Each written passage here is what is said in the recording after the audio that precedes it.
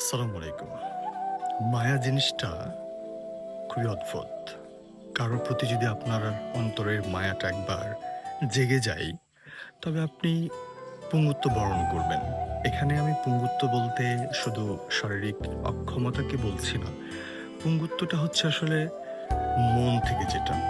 যেমন কোনো মানুষ যদি প্যারালাইজড হয়ে যায়, তাহলে তার ফার্স্ট অফ অল তাকে CT scan of brain or MRI of brain করতে দেওয়া হয়।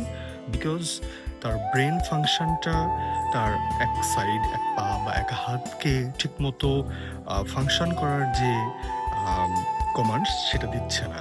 তো আসলে এই যে ভেতরের যে বিষয়টা মানুষের মধ্যে ঘটে যাওয়ার পরে তার শারীরিক যে আ অক্ষমতা তার মধ্যে দেখা যাচ্ছে, এই ব্যাপারটার জন্যই বললাম। তো মায়া জিনিসটা আসলে এরকমই।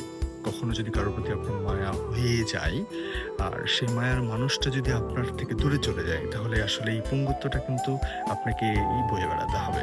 হয়তো সে বুঝবে না, বাট এটাই হবে আপনার সাথে।